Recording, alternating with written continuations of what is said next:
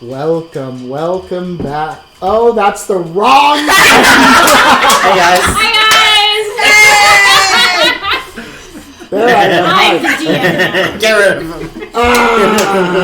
Hostile takeover. That was very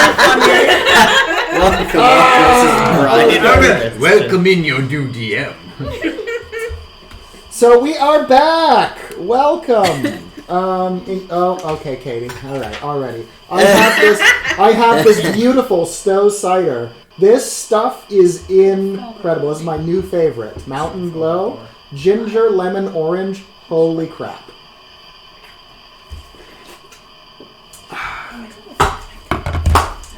Anyway, here we are. Woo! Did Brian and Kristen give you your gift? Yes. Maybe. Yeah. Yes. Which one was it? The drink. The drink. Thank you very much. I will be having that on stream later. In fact, He's chilling it. That's right. That's why I didn't go immediately to it. It's in the fridge.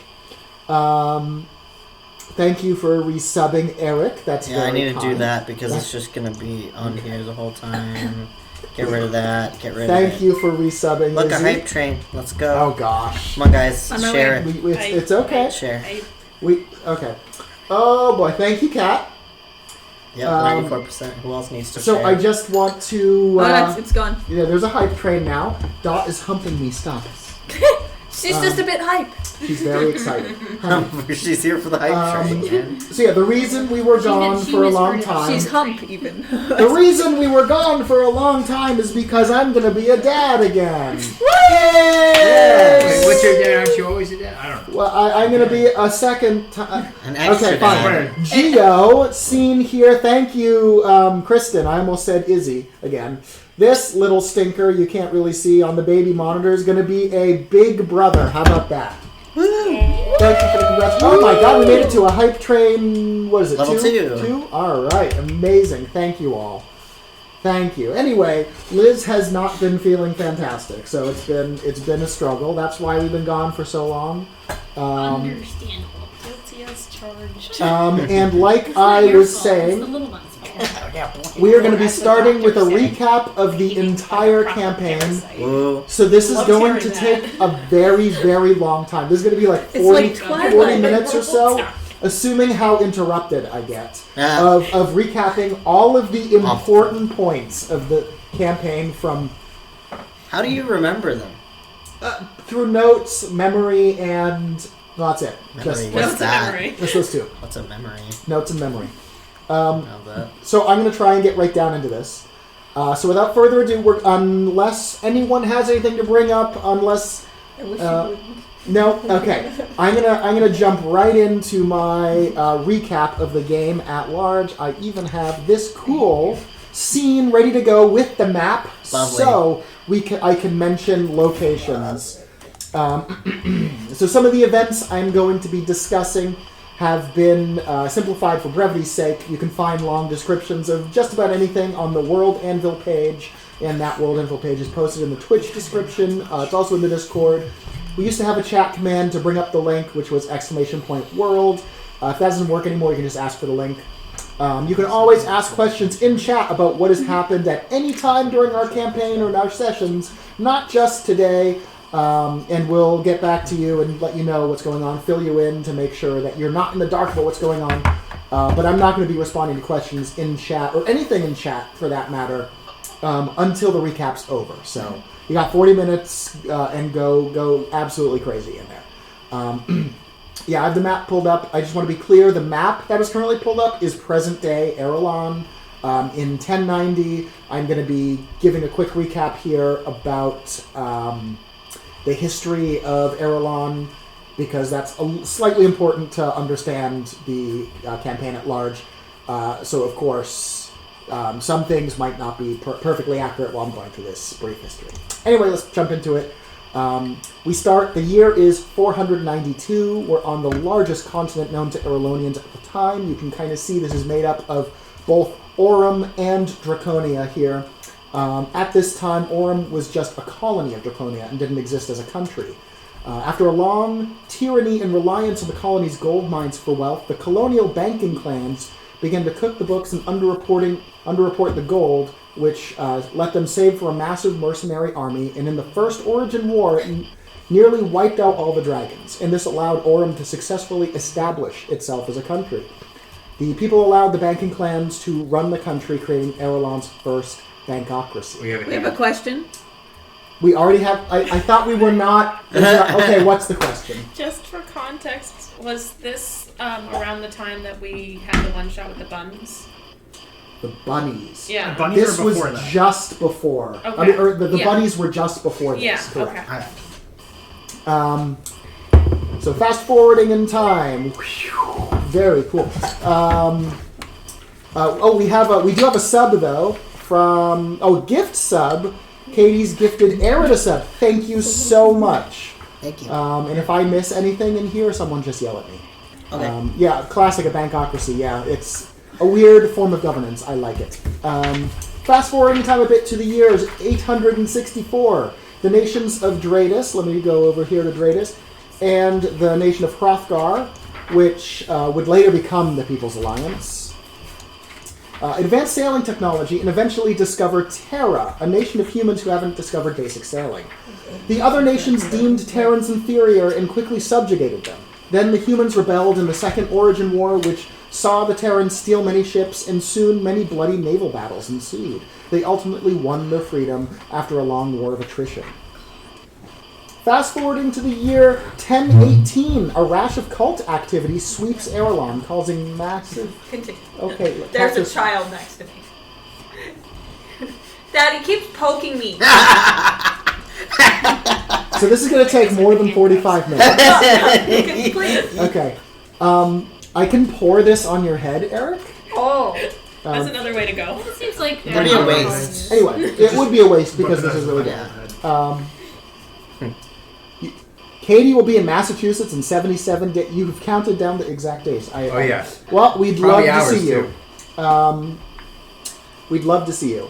I'm supposed to not be looking at chat, but this is way too difficult. Go, you can do it. I can't do it. So, 1018, a rash of cult activity sweeps Erelon, causing a massive panic. Soon, everyone who looked traditionally evil or demonic are being jailed all around Erelon. Like me! Yeah, exactly. Mikhail was affected by this. The nations of Erelon got together due I to their was prison jailed. overpopulation, decided to build a large prison on an unpopulated island which became known as the Lonely Isle Prison, right next to Nocturne. Nocturne objected, but it didn't matter. The prison was built and prisoners were transferred. Soon, Nocturne gave the prisoners a proposition. Fight with Nocturne to end the prison and earn your freedom as a citizen of Nocturne. Nearly every prisoner accepted, launching the Third Origin War.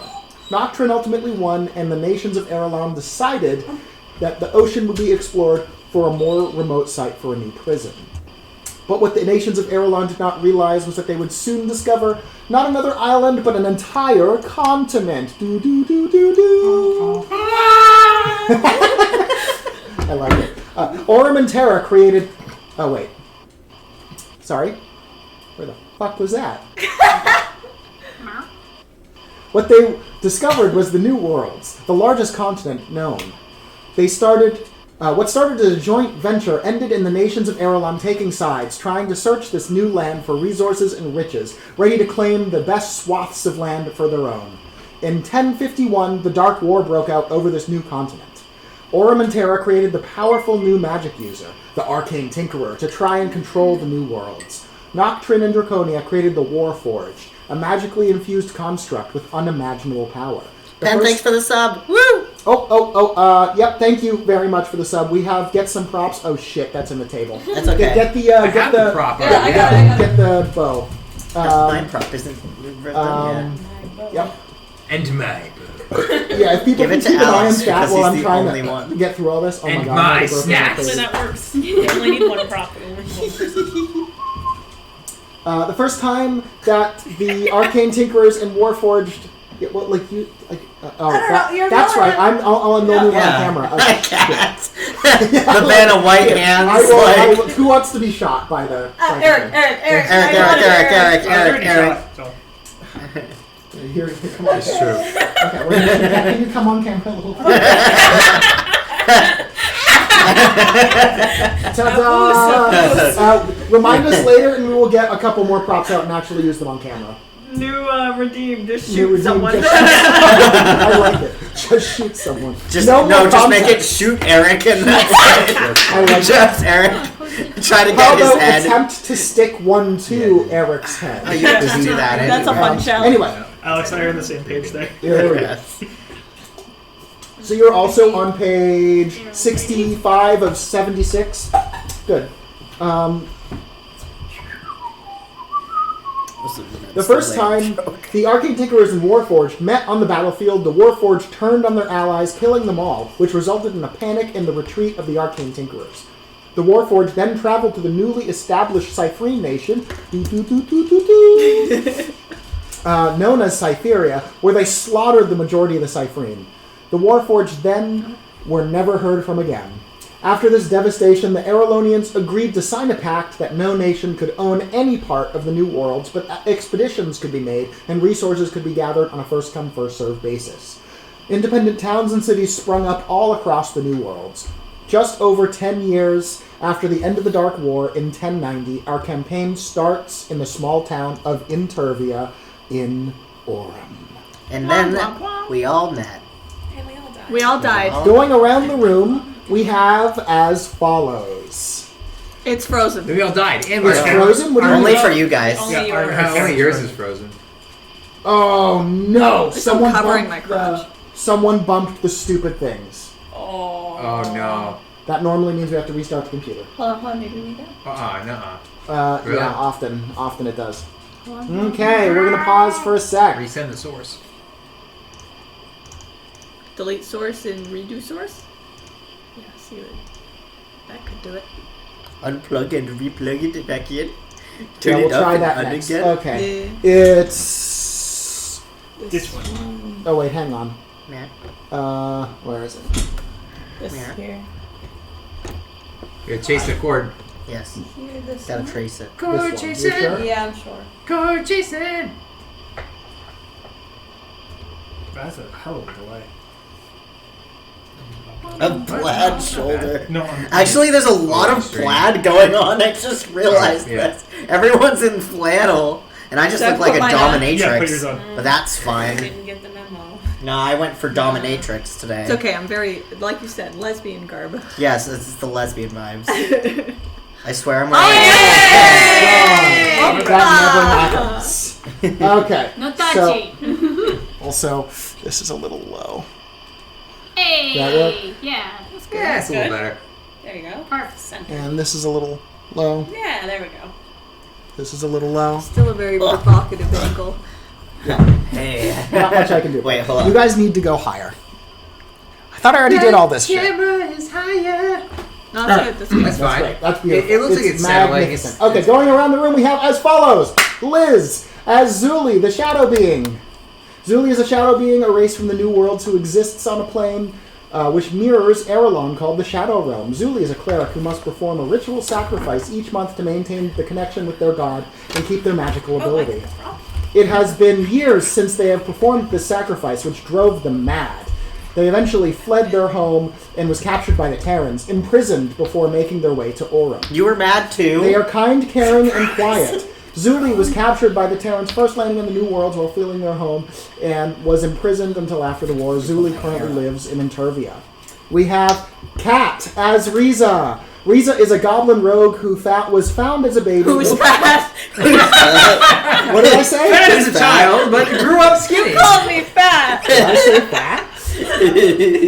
Would you prefer small? Riza as Kat as Riza. Riza is a goblin rogue who was found as a baby in a trash Fat can as in Reaper by a gang of other children and young adults. She was raised by the gang and is a member of a close trio: her, Viz, and Azzy. She is aggressive, stubborn, and does not like being called small.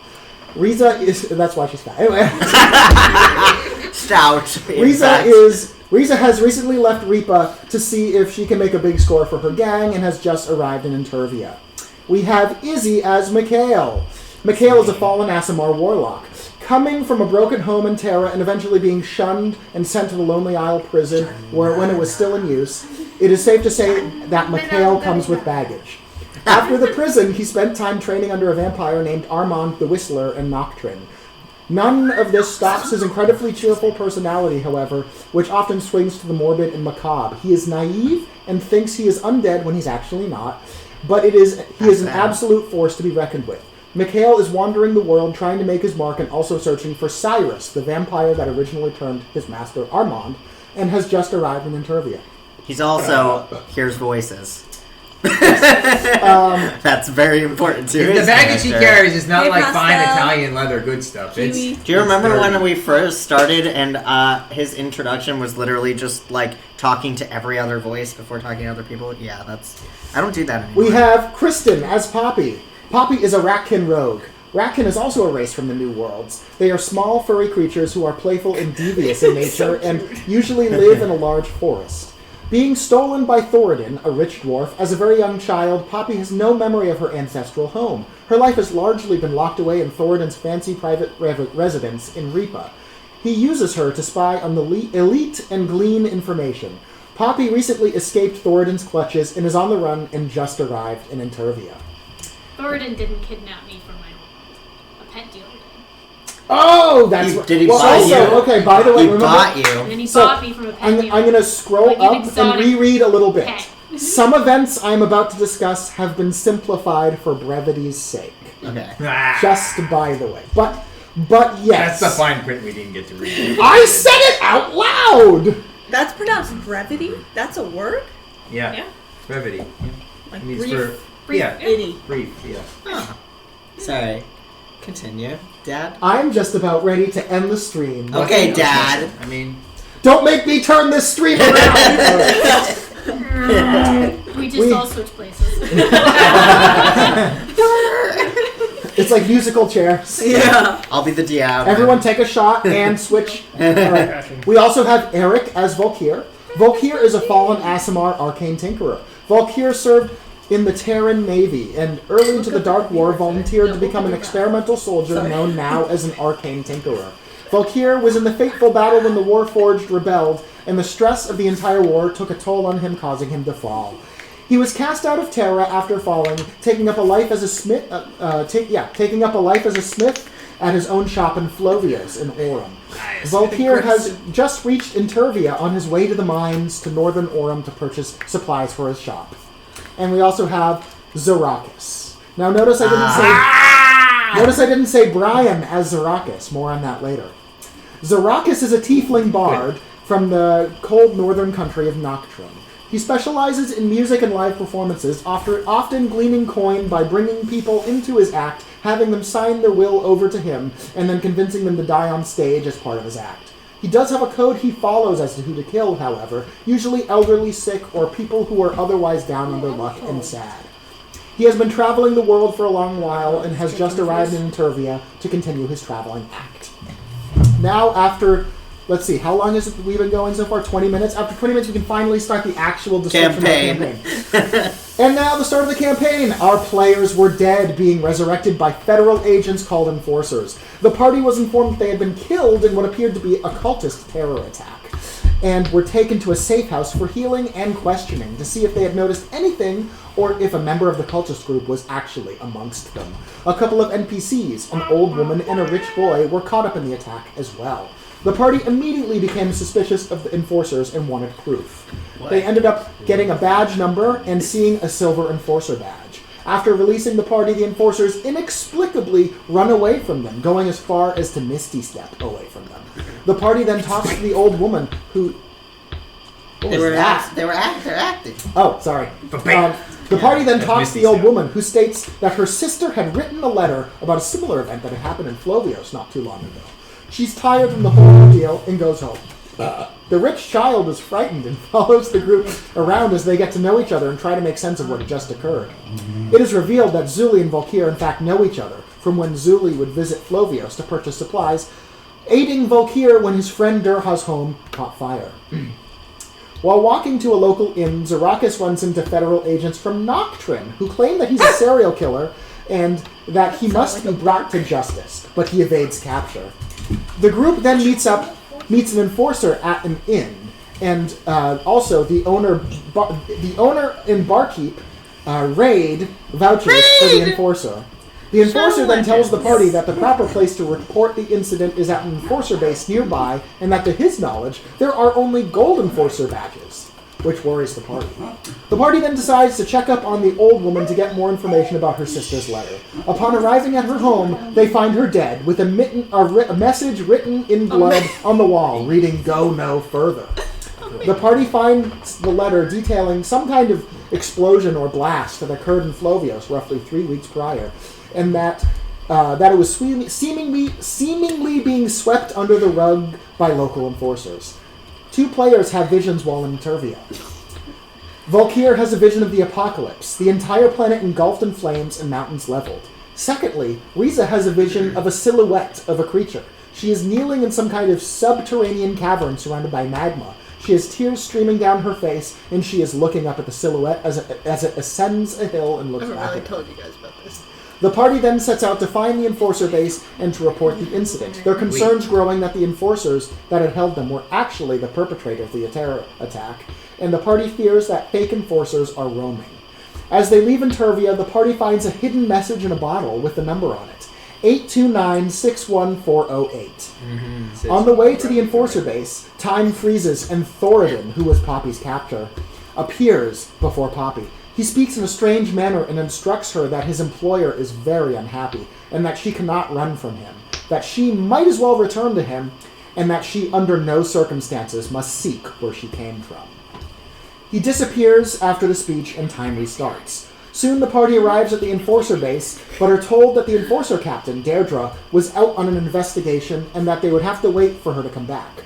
Zuli discovers that in the Shadow Realm, the base has been dug out as if shadow beings have been there, despite shadow beings not have ever been known to exist outside of the New Worlds. Additionally, the party finds a crate which exists in both the Shadow Realm and Erelon, which contains a Shadow Beast, which they release.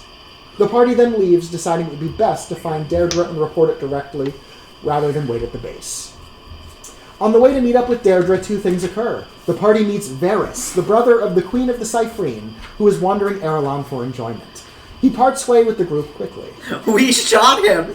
Yes, Poppy did. Poppy was fishing and shot him with an arrow, I believe. That's right. Second, the party run into Viz and Azzy, Riza's 2 close friends from her gang, who had left Reaper to come look for her. Worried about their safety, Riza sends them back to Reaper, reassuring them that she will return soon.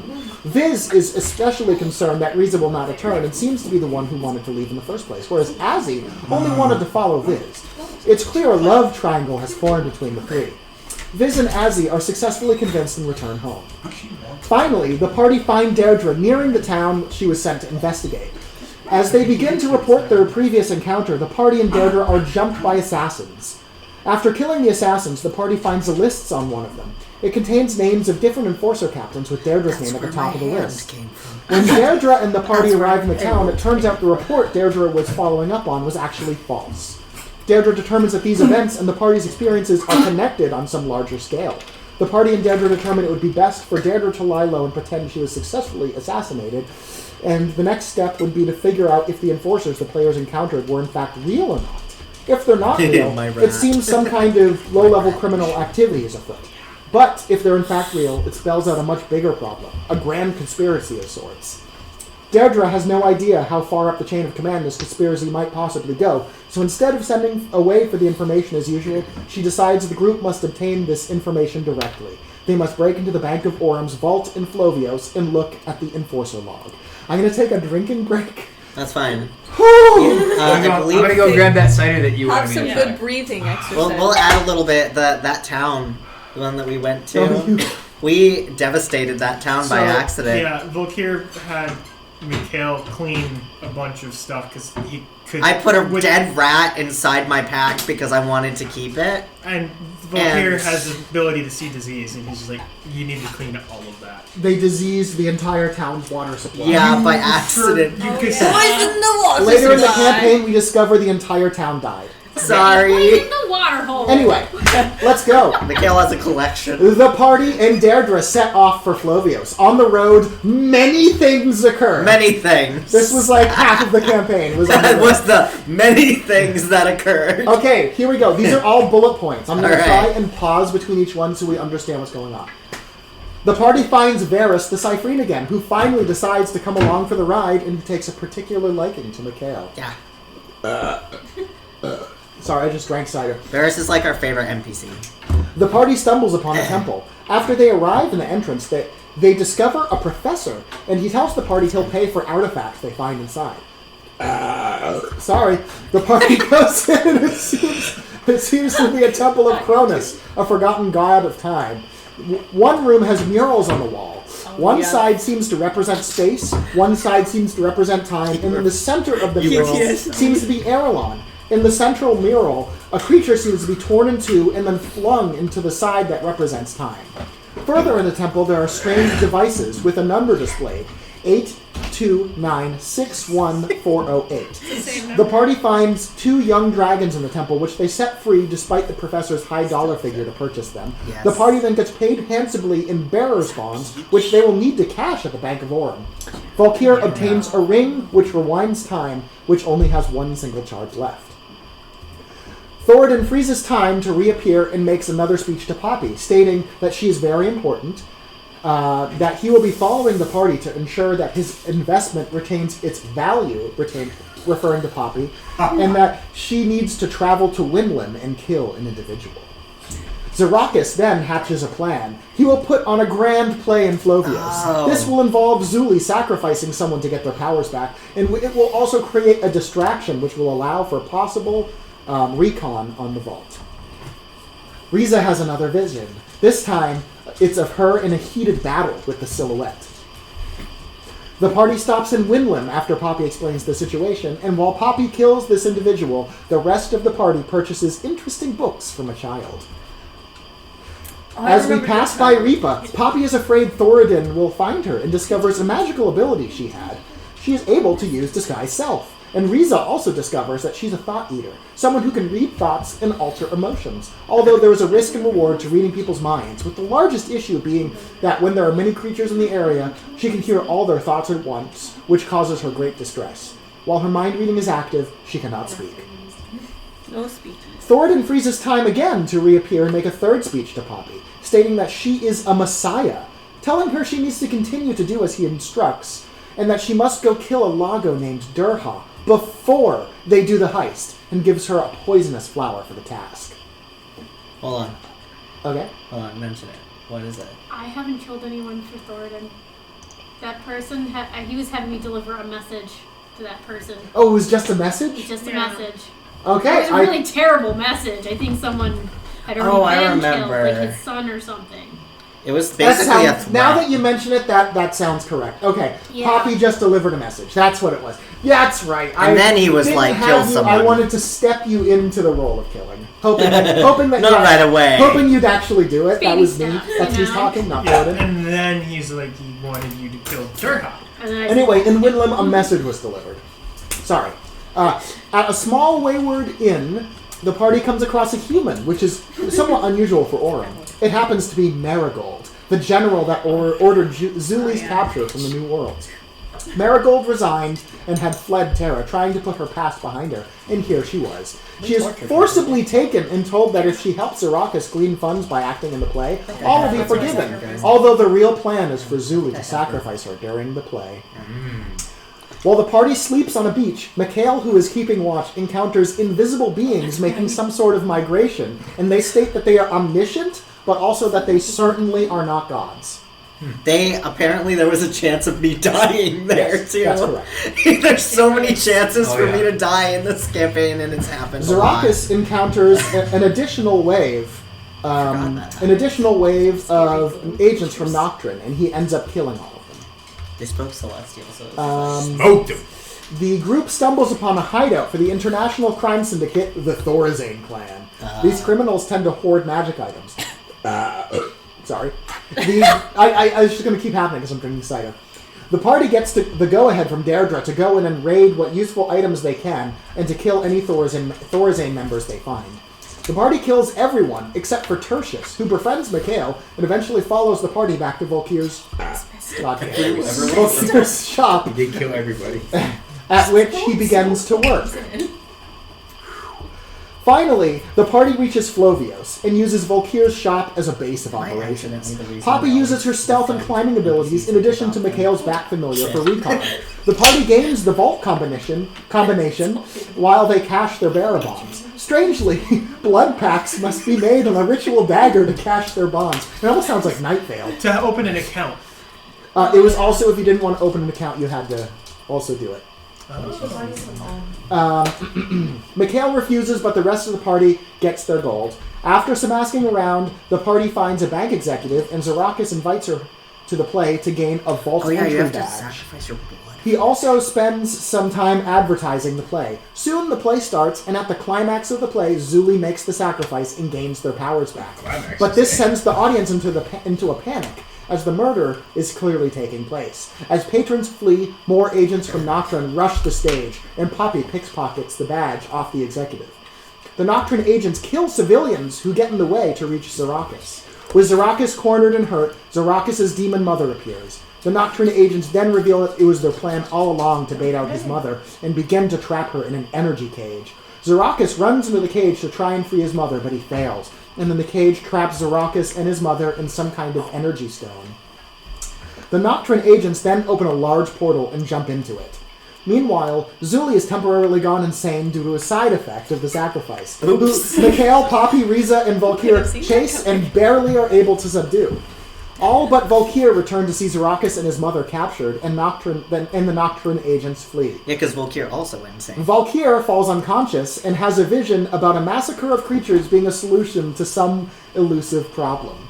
At this point, Brian has to temporarily leave our campaign. It was specifically genocide, but you forget. Volkir almost got the ring that had. That's what it was. It was genocide. It was mass genocide. I mean, killing a bunch of creatures, yeah. Anyway, yes, it is unimportant that you almost got the ring. Anyway, the party regroups at Volkir's shop, and the heist is still on later tonight. Later, the party get into the vault successfully, but suddenly a magical seal appears, and Deirdre panics, shouting for the party to flee the vault, as it was trapped. Some players dash to try and find the correct logbook. After a few attempts, they successfully find the Enforcer log. The vault suddenly transports all creatures inside to a dungeon on a different plane. During the transportation, Deirdre was leaping through the vault door and is cut in half and immediately dies. The players flip through the log and discover the Enforcers in Intervia were in fact real Enforcers, with a silver badge denoting an espionage Enforcer. The party's worst fears are realized. There was a major conspiracy afoot, and their only connection is dead. Worse now, they're trapped in a dungeon. It becomes clear... I literally made the Enforcer log in real life, by the way. Also, there was heat-sensitive puzzles. ink, which... Yes. Yeah. Anyway, There's it was riddles, really cool. puzzles, all kinds of Burning. stuff. Burning stuff. It was funny. Worse, they're now trapped in a dungeon. It becomes clear that this dungeon was created by the Time Clerics, a very small elite offshoot of the Enforcers. There is a maze of thin hallways which leads to traps and other unusual rooms. Along the way, the players find a strange library where you obtain literature if you donate literature. The players obtain several books that, once read, will give them bonuses by learning long-lost knowledge. And Zuli gains a book on what is called the Heavenly Wars. Oh, yes. Eventually, the players are able to exit the dungeon through a portal. When the players exit the portal, they are transported back right into the vault, and they begin to make their exit. But once they all step foot out of the vault, time stops, and Thoradin appears.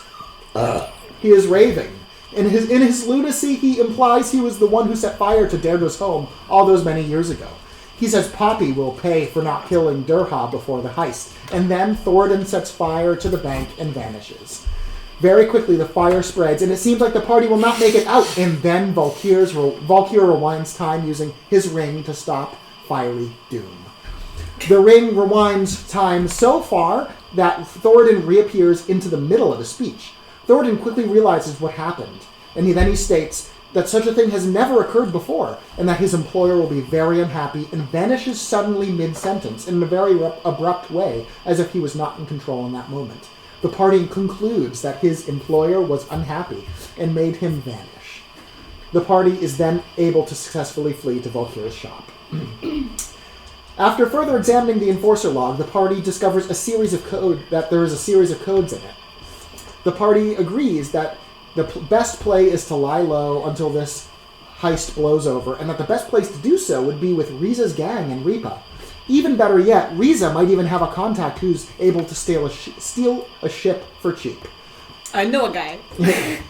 His name was Sticky Fingers. I don't. Yes, mention it that. was. As the party is leaving, Varys overhears a newsboy proclaiming that his sister, the leader of his people, has been killed and that the Terran government is being accused of plotting her death. Varys decides to leave the party and reconnect with his people. A sense of anger and rage was beginning to brew in him that the party had never experienced before. Volkir leaves Tertius in charge of the shop while he's gone and lets him sell his spell scrolls. On the way to Ripa, Zuli reads the book on the Godly Wars and discovers the following. Cronus was one of the first gods. We remember that was one of the gods from the temple. Lathander, the god that Volkir serves and gives him visions, is a child of Cronus. His mother. Oh, that's right. His literal mother. Lathander appears to have a motive to want to harm Cronus. Gods gain their power from two places. A, from the number of followers they have, and B, from the thing they are a god of. For example, a god of the ocean would draw some of their power from the ocean. If the ocean grows, so does their power, and if the ocean dries up, the god would be nearly powerless.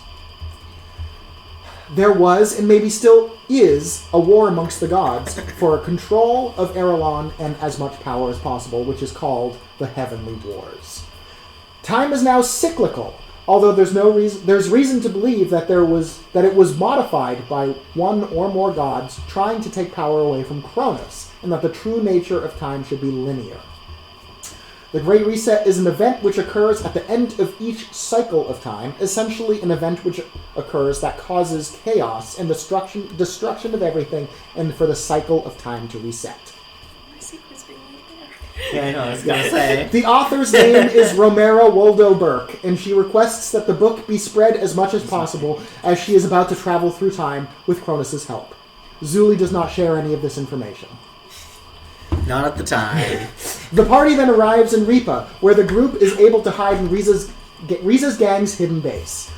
When Riza arrives, Viz and Azzy are happy to see her, but when Riza lets slip that she will need to leave again, Viz runs away, saying that Riza can't just keep tearing their family apart and make him go through all this pain again and again. The party and Azzy are unable to track him. They were also joined a different gang, which was just #rude, honestly. Riza is able to get in touch with a contact who says that they can secure a boat, but the party has to wait a few days before delivery. While waiting around, the party cracks the codes in the enforcer log. They gain the following information. The author states that you must save him to save Erelon. His name is Tristan Dario Hoffman. They gain something called a time map, which appears to be a long code. And they must seek out Dolmore Oak Brewer to find Tristan. After determining that they are not actively being looked for, the party decides to explore the city. Then they encounter Raid, a Lago which they had first met as the owner of the inn in the very start of the campaign in the town of Intervia.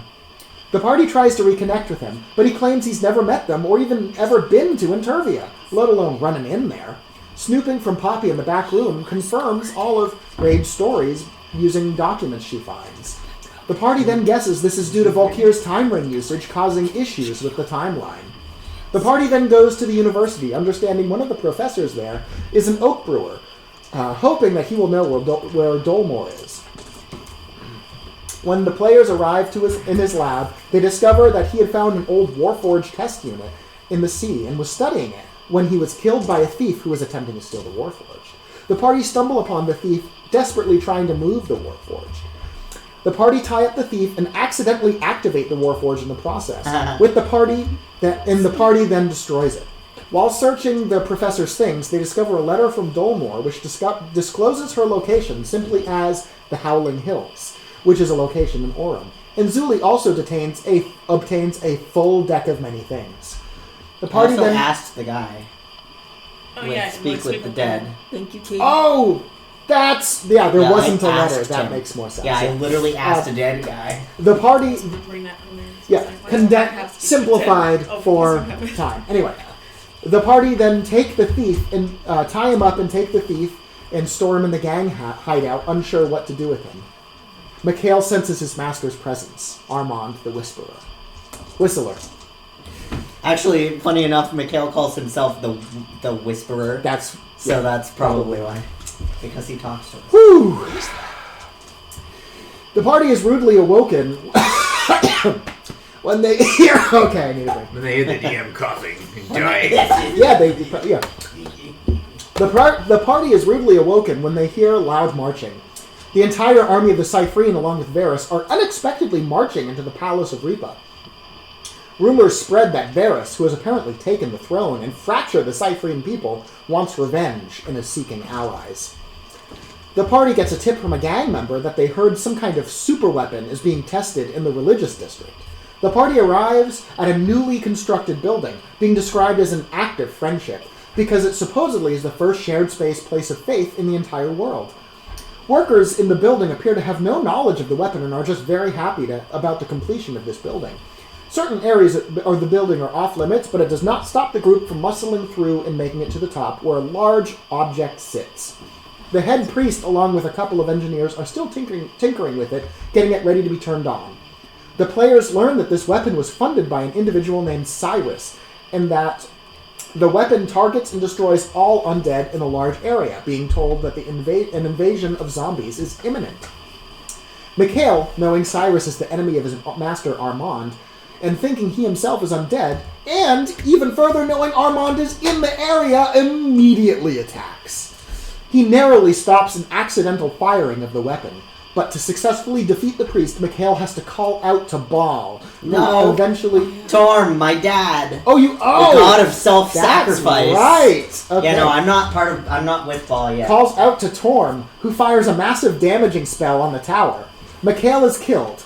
Quickly, a flying creature approaches. It is Armand, and he revives Mikhail using his own blood, turning Mikhail into an undead being known as a Chevalier. Yeah. The weapon is destroyed, and the party returns to the hideout.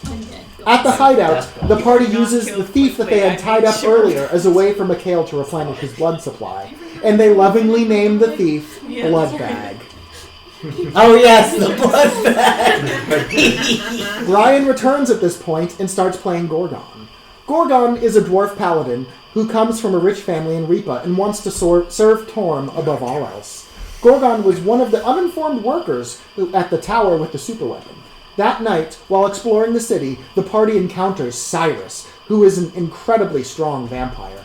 He laments about how terrible his life has become since Armand began chasing him around the world, and is frustrated at how the party was able to destroy the weapon that otherwise would have killed Armand. He unsuccessfully attempts to turn Mikhail into a double agent that would assassinate Armand.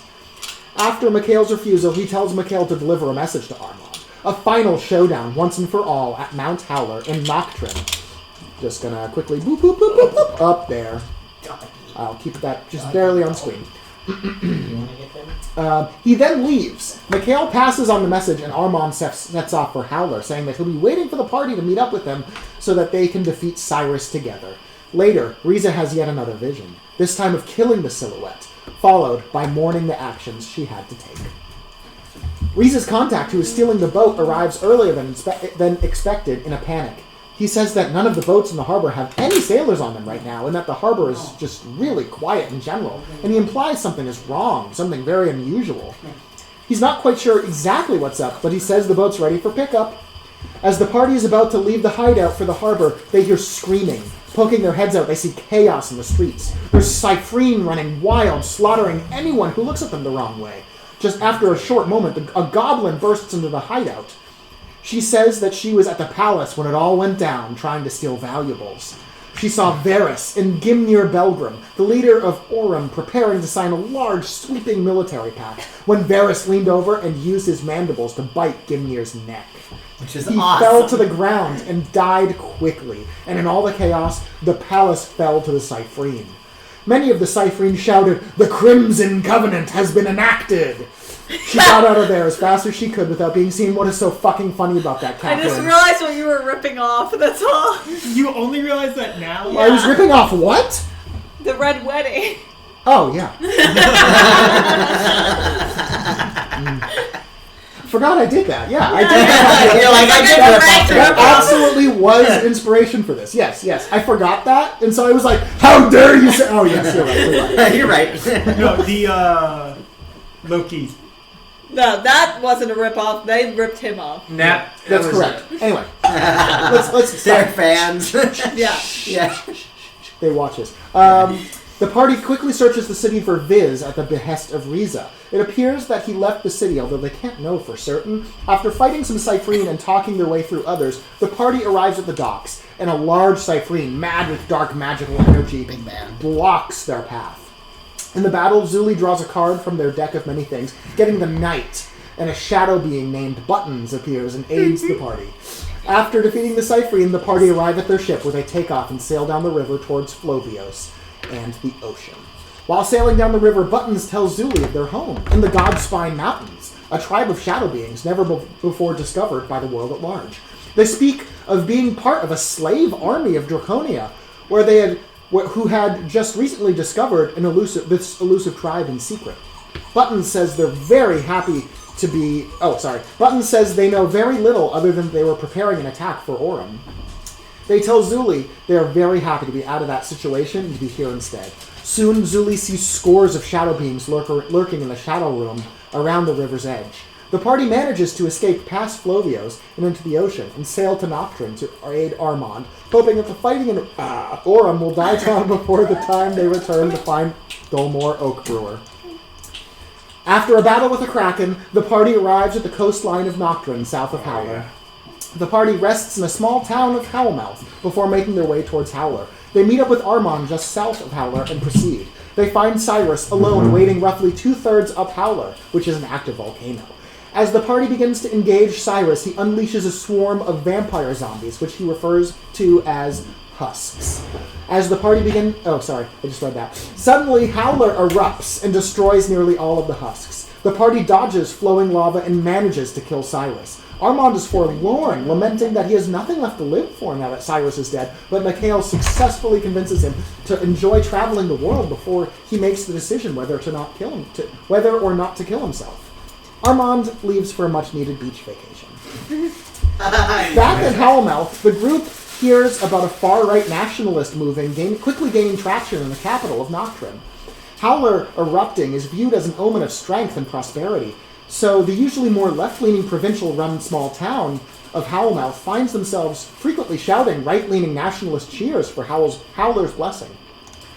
Before leaving, the party wanders towards a beach cave, which was rumored to have Fey origins, and in doing so, they obtain a teleportation conch. And they also access a new dimension, the Backrooms, which exists as an era. Oh, we have It's the name. Literally the Backrooms. I literally, like we all know, I base it on the Backrooms. Everyone. Anyway, Backrooms, which exists as an error space between Erelon and the Shadow Realm. Unimaginable horrors are experienced. What's going on, Doc? There's a bunny, I think. Oh, there's a Yeah, bunny. she's been like, she won't give up. Oh, so we didn't know that. We didn't know it's in between the Shadow Realm. I did mention that. You Yeah, did? yeah. Unimaginable horrors are experienced, and the party quickly retreats. The party travels back towards their ship, and on Mikhail's watch one night, he comes across two creatures, Didyms and Telemachus, who both appear to have the same time-freezing powers as Thoradin. They panic when they notice Mikhail see them, and they flee. The party soon returns to their boat, and they sail back to Orem in search of Dolmore. The party decides to sail just past Flovios and hide their ship around a small alcove. They make their way on foot towards Flovios and discover that it has been heavily guarded and has not yet fallen to the Cyphrine. The party is allowed into the city, where they discover that Tertius is now the mayor of Flovios, and that he has become ultra-wealthy by producing and selling a non-stop supply of spell scrolls to help combat the Cyphrine, and that Flovios is just one of a few cities that is left standing not under Cyphrine control. Volkir sells his shop to Tertius, takes his forge, and then a few other belongings. The party then sets off to explore the Howling Hills in search of Dolmore. Volkir does have a few strange visions which present themselves as almost memories with strange inconsistencies in them. After some searching, the party find Dolmore, although she is very hesitant to be identified at first. She is a paranoid shut-in who is certain the apocalypse will be happening any day now. She eventually begins interrogating the party about who sent them to her. Upon seeing the book, she freaks out to learn that they have the time code, an algorithm for which she has been trying to crack for ages. She says with the code she is able to send the party to wherever this Tristan is. Zuli has a moment of clarity and realizes that Dolmore is in fact Romera, the author of the book on the Heavenly Wars, and is actually from a different time. No one actually knew that part, I think. Well, I mean, I did, but Anyway, they have a discussion about Cronus and Lathander and agree that Lathander is likely the malevolent force behind the Great Reset. Where should we be saying this? Oh well, don't meta, Eric. Zuli also learns that Cronus has not ever spoken to Dolmore. He simply just sent her forward in time, with no further direction. Then, using the time code, the party is sent to Gulyard in a different cycle during the height of the Dark War to rescue Tristan. Boop, boop, boop, boop, boop. The party hides out at a local inn where they plan reconnaissance to try and find out where Tristan is hidden. Volkir, who is located at a nearby military installation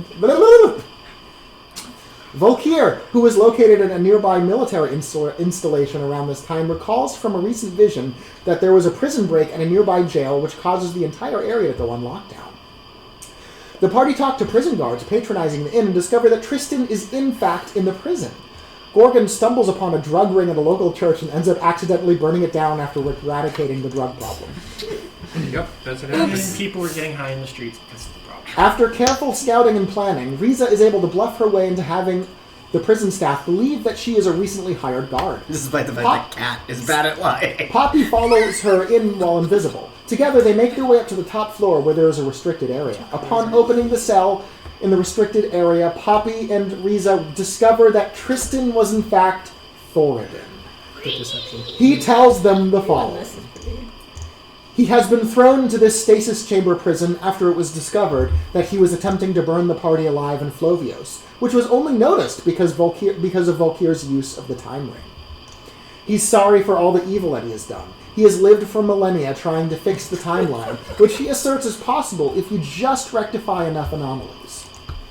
He has gone insane from living for so long, but time in the stasis chamber has given him a bit of temporary sanity. The party is from what he calls the golden timeline, which is the cycle which most closely resembled the correct flow of time.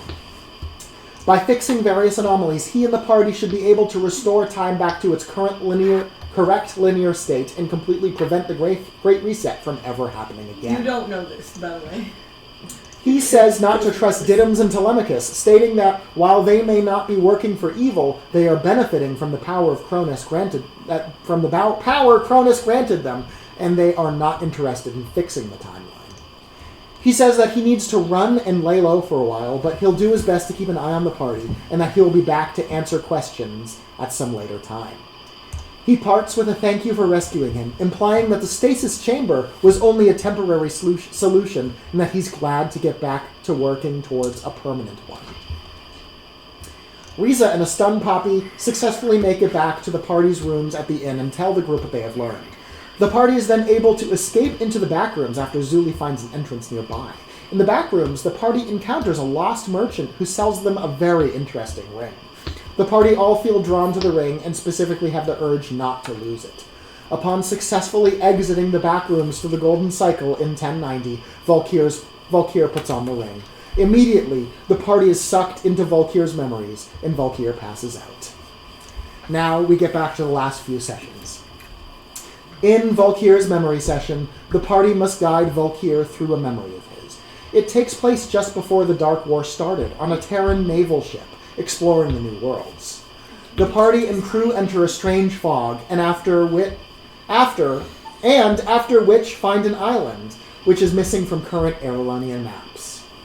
The party find a large abandoned city on the island and try to make their way towards a central tower. Along the way, they encounter technologies far advanced for Aerolon. The entire city is abandoned, although signs of recent fighting are strewn throughout the city. Large gates and walls section the city into many districts, and any attempt to scale or fly over the walls are foiled by an automated turret. Found that out. Red hat tat. You go splat. Boom, Continuing boom, boom. further That's a into the hole. city, the party encounters hordes of zombies. Can both. In an interlude to the memory session, Valkyr comes back to consciousness just for a moment. He is laying in a hospital bed in Gaulyard. Eventually, the party runs into two oddly dressed humans carrying a child. They let slip that there are actually two Dark Wars in the cycle they are from, and are very hesitant to talk to the party for unknown reasons. Before they leave, they mention to each other that they are very surprised to see Valkyr, and then they teleport away. Moments later, something causes light to emanate from the tower the party is heading to. On the way to the tower, the party encounters a Rift Stalker, a very curious aberration that undead seem to be unable to sense. I liked it. Soon, the players actually arrive see it or steal at the it. tower. That was an arrow. Arriving at the top, the party sees a large beacon, which appears to be active and draining energy from a restrained Rift Stalker. Upon freeing it, and with the help of other Rift Stalkers, the party managed to use the beacon to travel back to Valkyr's ship. This How- is extra. However, using this beacon causes some kind of strange interference. The child, being seen carried by the humans earlier, begins warping around. His cries can be heard from within the city, shouting something about his father. He warps onto one of the masts of the ship for just a moment and cries out, "Father, no more! I need to stop them!" Before he warps out once more. He is not heard from again.